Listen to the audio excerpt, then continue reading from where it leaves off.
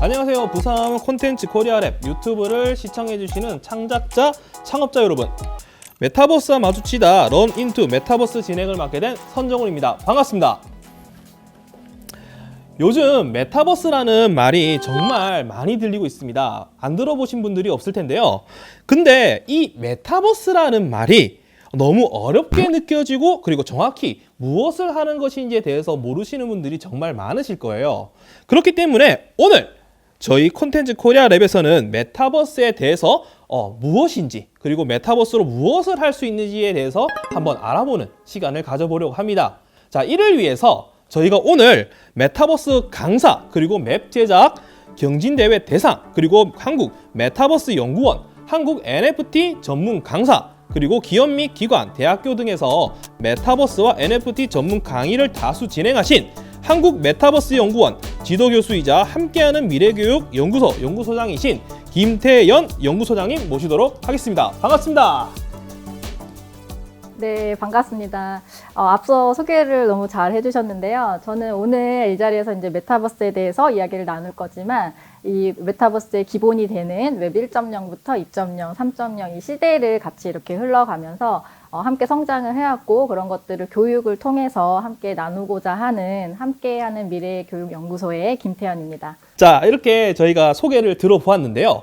함께하는 미래교육연구소 정말 색다른 이름인 것 같아요. 혹시 이름이 너무 자극적이고 호기심이 생기는데 혹시 어떤 일을 하는 곳인가요? 자극적이지 않게 만들려고 많이 애쓴 이름인데요.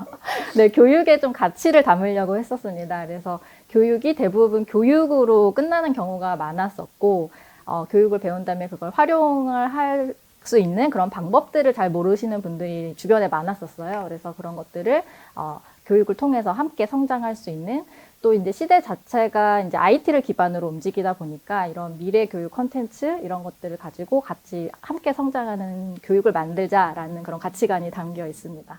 정말 좋은 뜻이 많이 담겨 있는 것 같네요. 자, 그렇다면 이번에 저희가 이렇게 부산 콘텐츠 코리아랩에서 이번에 지금 이렇게 저희가 진행을 하고 있는 프로그램인 런인투 멘타버스에 출연이 결정되었을 때 어떠셨나요?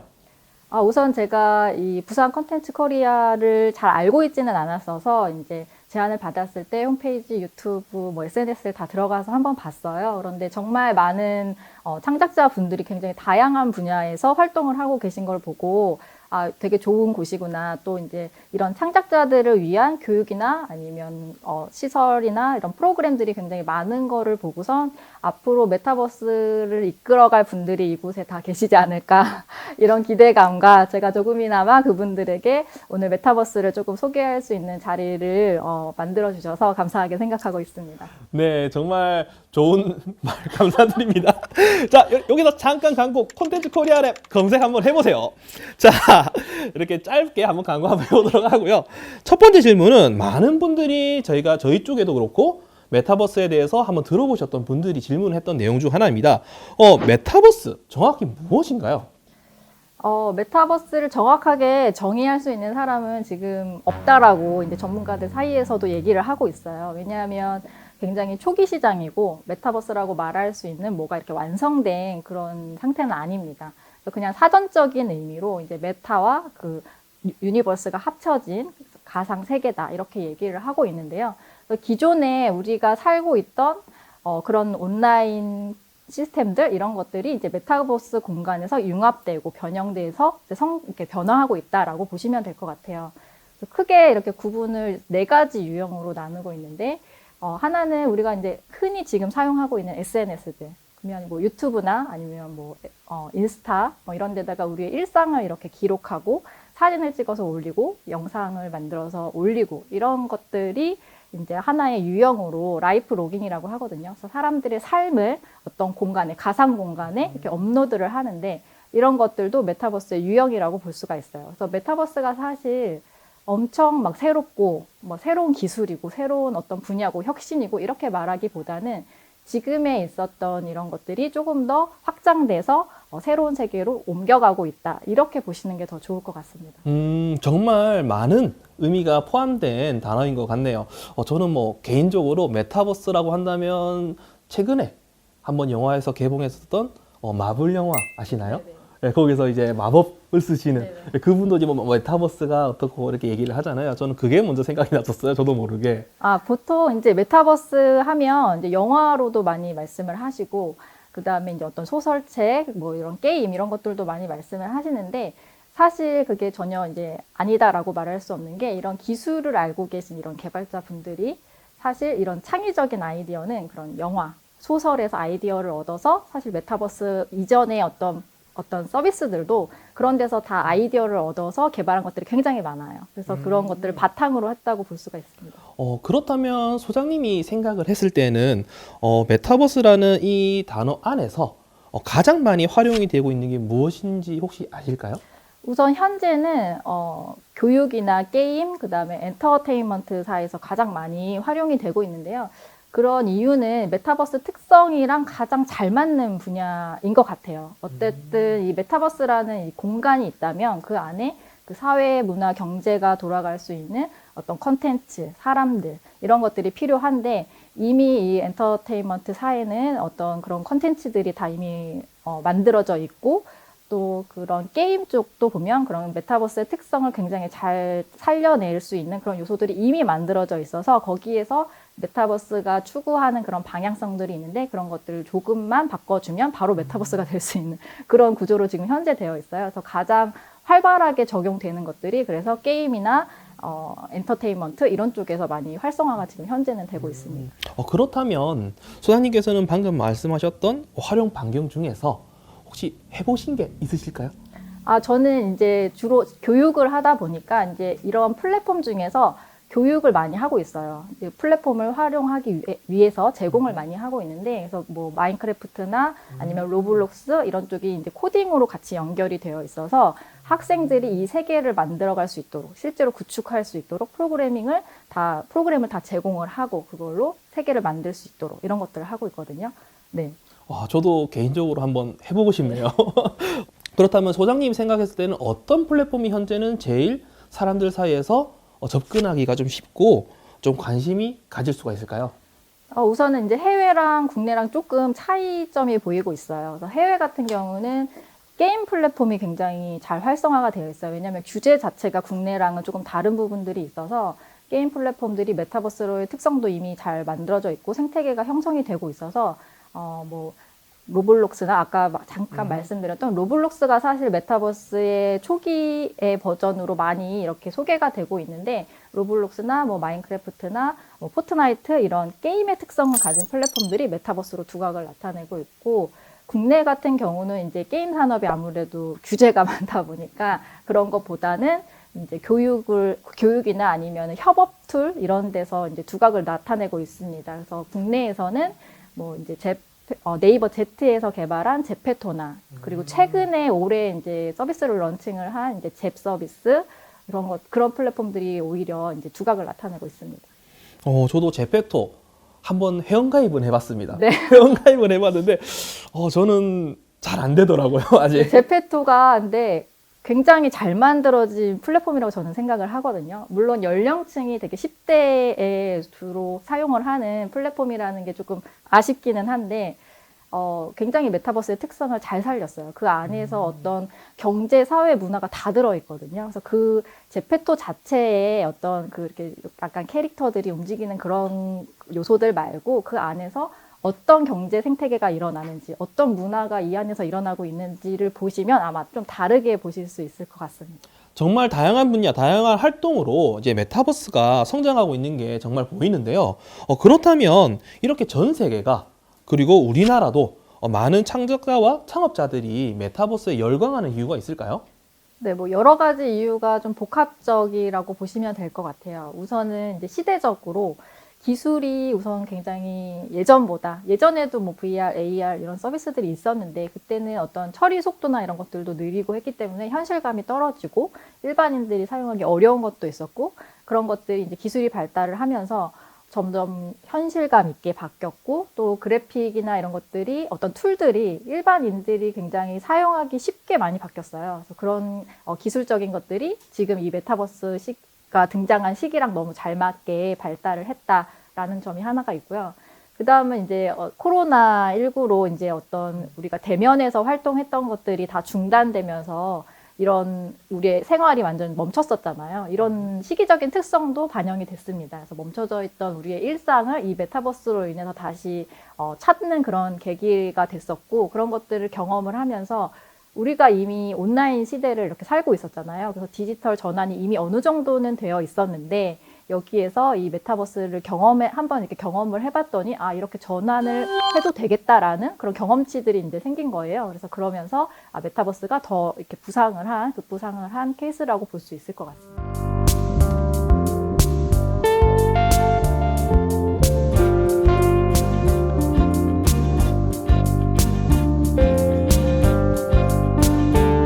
그렇다면 이런 모두의 관심을 가지는 메타버스에도 분명히 아직 아쉽거나 개선해야 될 점이 있을 것 같은데, 혹시 소장님의 생각은 어떠신가요? 네, 굉장히 많죠. 우선 메타버스라는 것 자체가 이제 등장한 지 얼마 안 됐기 때문에 굉장히 초기 시장이라고 보시면 될 것 같아요. 그래서 기술이 지금 발달하면서 어떤 문제점들도 같이 개선이 돼야 되는데요. 그런 문제점들 중에 하나는 우선 어떤 제도적인 문제들이 있을 것 같아요.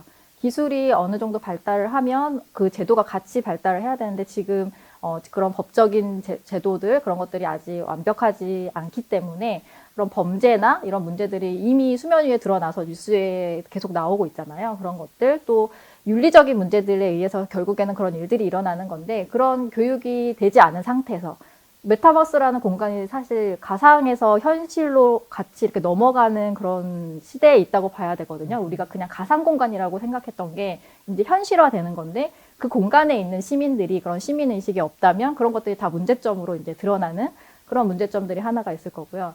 또 이제 어떤 그 기술의 혜택을 받을 수 없는 소외 계층이 있습니다. 그러면 우리가 시대가 이렇게 메타버스로 옮겨간다고 한다면, 메타버스를 활용할 수 있는 그런 사람들은 같이 옮겨가면 되지만, 이거를 활용할 수 없는 그런 소외 계층은 계속 이 시대와 멀어지게 되는 거예요. 그러면 그 소외감이 점점 또 격차가 이제 벌어지는 그런 현상들도 이제 문제점이라고 볼 수가 있습니다. 정말 많은 부분에서 좀 개선이 아직은 필요할 것 같네요. 그렇다면 소장님이 생각했을 때 이런 메타버스에서 이것만큼은 확실하게 장점이고, 이것만큼은 확실하게 단점이다 하는 게 좀 있을까요? 우선 메타버스라는 세계 자체가 누구나 만들 수 있는 세상이라고 많이 말을 하고 있잖아요. 그게 가장 큰 장점이라고 보시면 좋을 것 같아요. 그래서 기존에는 어떤 기업들이 하던 것들, 그런 것들이 이제 개인들도 할 수 있는 시대가 됐다. 내가 회사 만들고 싶으면 메타버스 공간에 만들 수 있고, 내가 컨텐츠가 있으면 그 컨텐츠를 가지고 메타버스 공간에서 뭔가를 할 수 있는 것들이 굉장히 많아지고 있고 광범해지고 있어요. 그래서 새로운 세상을 이제 만들어가는 거기 때문에 내가 그 새로운 세상에 들어가서 뭘 할지는 내가 의지만 있다면 할 수 있는 시대가 됐다.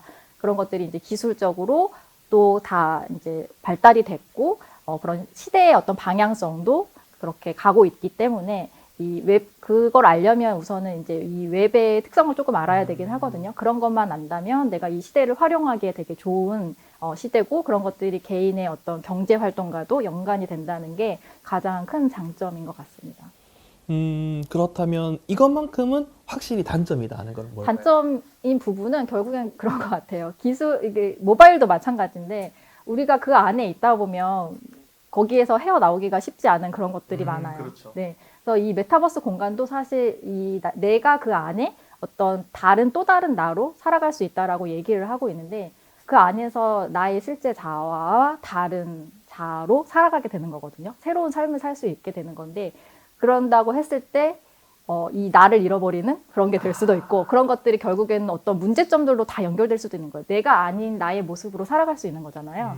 굉장히 위험한 거라고 생각을 하거든요. 앞에 말씀드렸던 문제점들이랑 연관이 다 되는 건데, 그래서 이런 것들이 다 어떤 교육과 이런 제도적인 것들이 같이 맞물려서 가지 않으면 이 메타버스 세계라는 게 존재할 수 없다라고 생각을 합니다.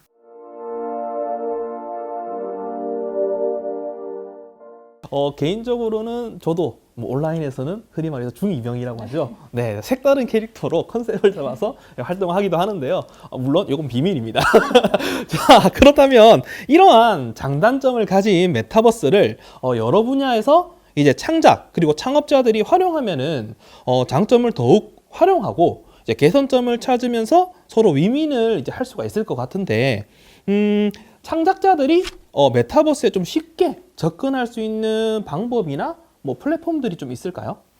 우선 플랫폼 자체가 특성이 좀 다르다고 보시면 될 것 같아요. 지금 뭐 제페토, 뭐 이프랜드, 잽 같은 거를 이제 국내에서는 많이 사용을 하고 있는데, 이런 플랫폼들이 뭐 2D, 3D를 떠나서 그 자체의 특성이 다릅니다. 예를 들어 제페토 같은 경우는 어떤 소셜의 느낌이 강해요. 그래서 그 안에서 서로 소통하고 사회, 문화, 경제가 이렇게 같이 돌아가긴 하지만 큰 특성은 그 안에서 소통하는 공간이다라는 관점이 좀 더 크고요.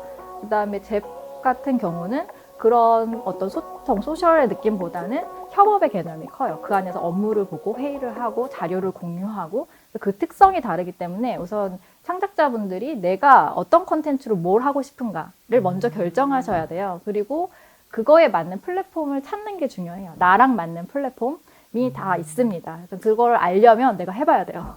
그래서 그렇죠. 대부분은 제가 이렇게 강의를 가서 질문을 합니다. 그래서 해보셨는지 물어보면 해봤다는 분들이 거의 없으세요.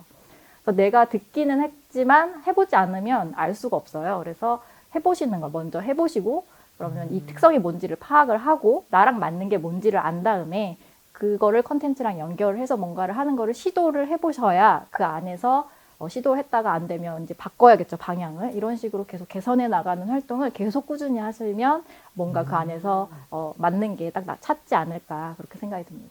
그렇군요. 그렇다면 혹시 이제 저희가 이제 이렇게 얘기도 하고 그리고 이제 인터넷상을 메타버스라 검색을 하면 대부분 제일 먼저 뜨는 플랫폼이 이제 말씀하셨다시피 제페토라는 플랫폼이잖아요. 그렇다면 이런 제페토라는 플랫폼에서는 아마 창작자분들이나 이번에 처음으로 들어가시는 분들 입장에서는 제페토에서는 이것만큼 이런 주제로 했을 때 제일 좋을 것 같다라는 게 좀 있을까요?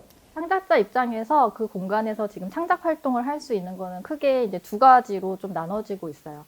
뭐 공간을 제작하는 거 하나, 그다음에 이제 아바타와 관련된 것들 하나 이렇게 나눠지고 있는데 지금 아바타랑 관련된 것들이 굉장히 지금 최근에도 굉장히 서비스가 이제 업데이트가 됐거든요. 근데 이런 것들이 계속 발전을 할 거예요. 그래서 아바타를 성형을 이제 내가 원하는 대로 성형을 되게 섬세하게 할 수 있습니다. 그래서 저도 좀 바꿀 수 있을까요? 네, 가능합니다. 아까 활동하시는 캐릭터가 있으시다고 했는데, 그래서 그런 내가 원하는 모습으로 이 성형을 하는데 그것도 하나의 직업으로 창출이 되는 거예요. 이거를 되게 어려워요. 네, 이렇게 그냥 턱을 올린다고 이렇게 예뻐지는 게 아니라 못 깎나요 이거? 깎을 수는 있지만 이제 비율이라던가 이런 걸 이제 전문적으로 잘 할 수 있어야 되는 거죠. 이제 그러면 어떻게 하면 동안이 될 수 있는지 이런 관점을 알아야 되기 때문에 그런 직업이 이미 생겨났습니다. 그래서 아바타를 만들어주는 직업. 그래서 그 안에서 이제 직업들이 새로 생겨나고 있어요. 그 안에 어떤 영상을 찍는데 그냥 영상을 찍는 게 아니라 드라마 촬영을 하고 가수로 활동을 하고 그래서 버추얼 가수 이런 분들이 이미 활동을 하고 수익을 내고 있어요. 그래서 그 안에서 어떻게 이렇게 예측할 수 없을 정도로 많은 직업들이 막 생겨나고 있어요. 그래서 그 안에 들어가실 때도 아까 말씀드린 것처럼 내가 어떤 컨텐츠를 갖고 있는지를 먼저 고민하시거나 아니면 내가 컨텐츠가 없다면 그 안에 들어가셔서 한번 해보셔야 돼요. 해보시면서 창작자들의 어떤 툴들을 제공을 하고 있는데 그게 아바타, 그 다음에 이제 맵 제작. 그래서 그 안에 공간을 내가 제페토 월드를 제작을 할 수 있는 창작 툴을 제공을 하기 때문에 굉장히 쉬워요. 그냥 드래그만 할 수 있으면 할 수 있는. 저도 마우스 좀 네, 마우스만 쓸 수 있으면 할 수 있는데 그래서 월드를 구축을 해서 내가 내 컨텐츠를 그 안에 전시한다거나 하는 홍보용으로 활용을 하는 방법이 하나가 있고 또는 아바타를 꾸밀 수 있는 아이템을 제작해서 판매를 할 수가 있습니다. 의상을 제작하거나 그런 것들도 내가 어떤 뭐 굿즈가 있다면 거기에 아바타가 사용할 수 있는 굿즈로 가상의 그런 아이템으로 제작을 해서 판매를 할 수 있는 그런 것도 이제 가장 기본이고 그 안에서 내가 뭔가 직업적으로 창출할 수 있는 요소들은 그 안에 들어가면 굉장히 많습니다. 정말 많은 분야에서 도전도 할 수가 있을 것 같습니다. 마침 이렇게 설명한 부분에서 보니까 저희 이제 부산 콘텐츠 코리아 랩에서도 이제 이용하시는 이용자분들이랑 이제 구독자분들이 많은 질문을 좀 해주셨어요. 이렇게 잘 되어 있는데 왜 저희들은 메타버스에 좀 쉽게 접근하기가 힘들까라고 하셨는데 혹시 이 부분에 대해서 조금 설명을 해줄 수 있을까요? 네, 저도 이제 강의를 가면 그런 질문을 많이 합니다. 이제 메타버스를 해보셨는지, 아니면 왜 안 하셨는지, 뭐가 어려운지, 이런 질문을 많이 하는데요. 우선 가장 첫 번째는 막연한 두려움이에요. 이게 메타버스라는 걸 이제 단어만 들어보신 분들이 대부분이시다 보니까 메타버스라는 그 낯선 단어에 대한, 낯선 분야에 대한 그런 두려움이 있으세요. 근데 저 같은 경우는 이제 IT 분야에 있다 보니까 기술에 대한 두려움은 없어요. 그냥 해보면 되지 약간 이런 게 있어요.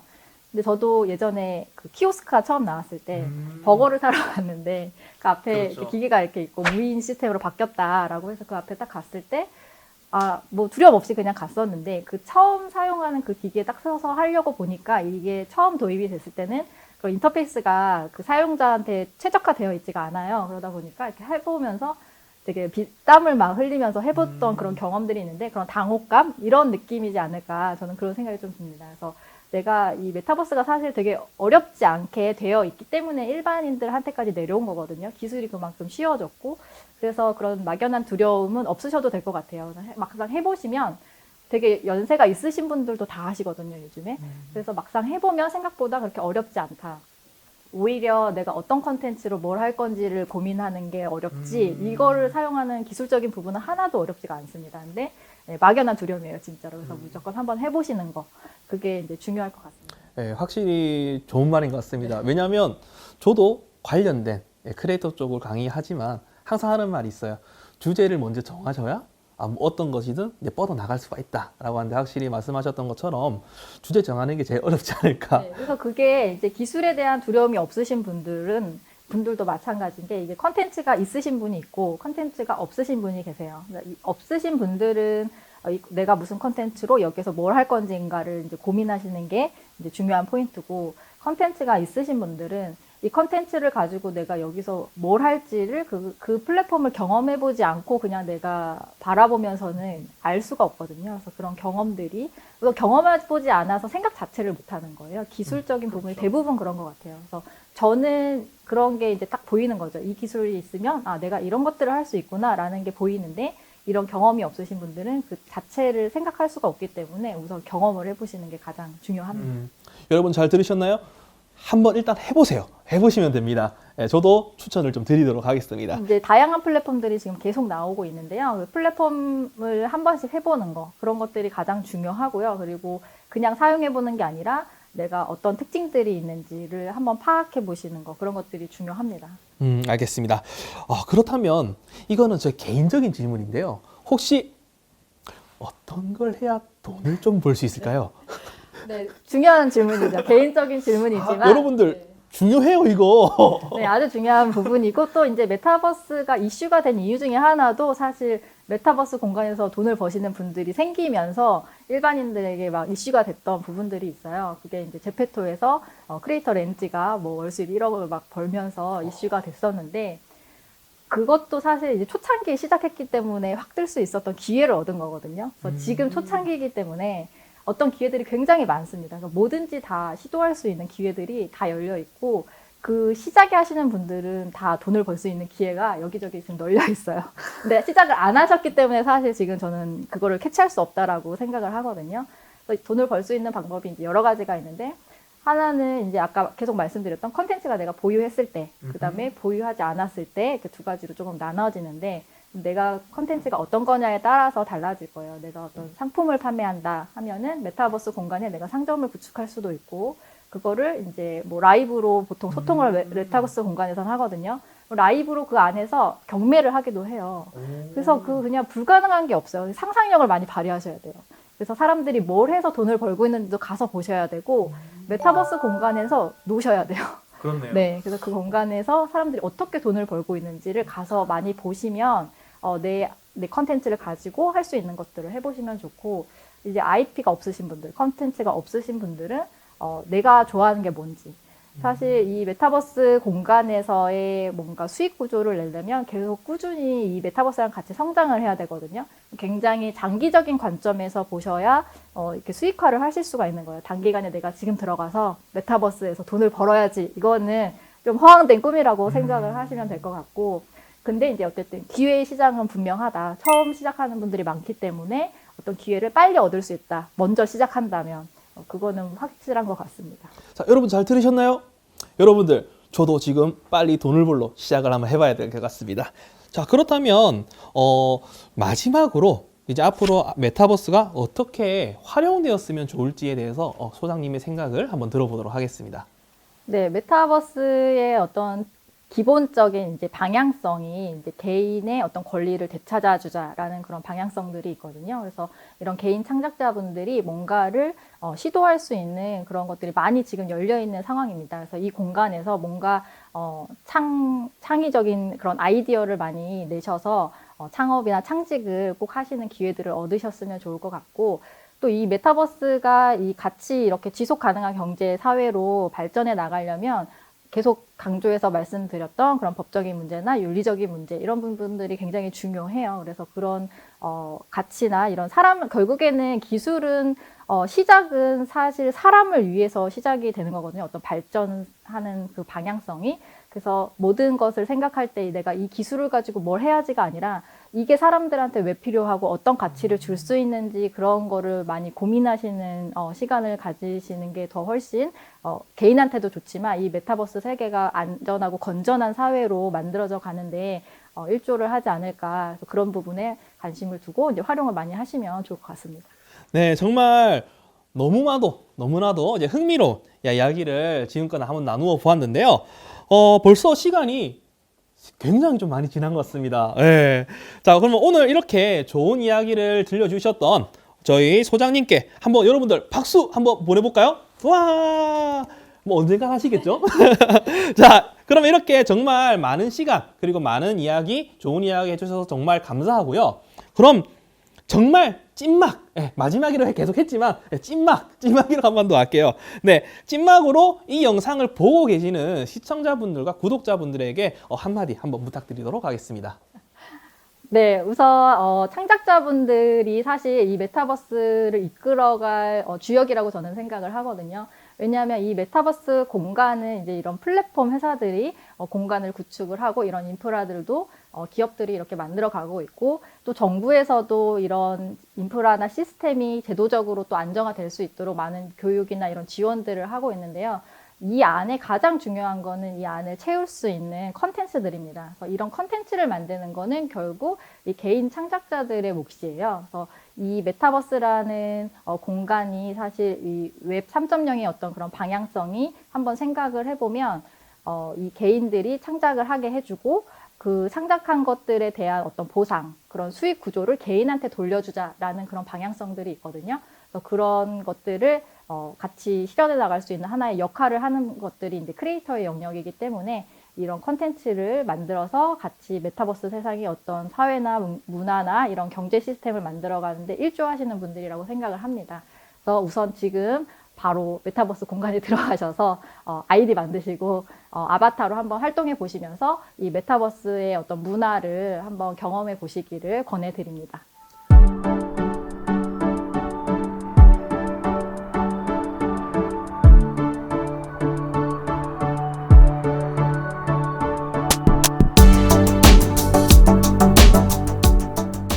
지금까지 이렇게 부산 콘텐츠 코리아랩 메타버스와 마주치다 러닝 투 메타버스를 시청해 주셔서 정말 감사하고요.